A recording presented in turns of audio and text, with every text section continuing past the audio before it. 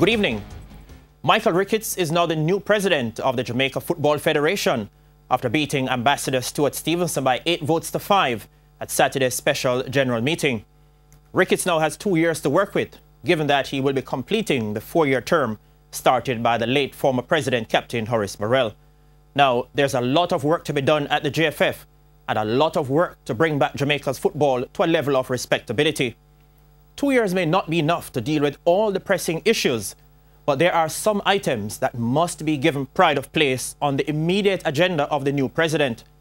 Devising ways and means of reducing the massive debt, which stands at well over $300 million at the moment, is going to be critical.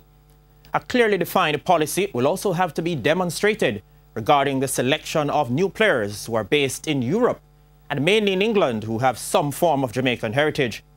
A plan of action to aid qualification for the 2022 World Cup will also have to be quickly outlined, and the future status of interim head coach Theodore Tapper Whitmore clarified. Helping clubs in the Red Stripe Premier League to achieve full professional status to meet new CONCACAF guidelines in time for next season should also be of paramount importance.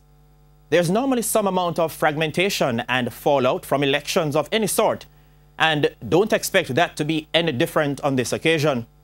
It therefore means that the healing process will have to start sooner rather than later to bring all the relevant stakeholders on board in a unified effort to help Jamaica's football realize some degree of growth and improvement during the 2-year stint of new president Michael Ricketts. I'm Spencer Darlington. Good evening.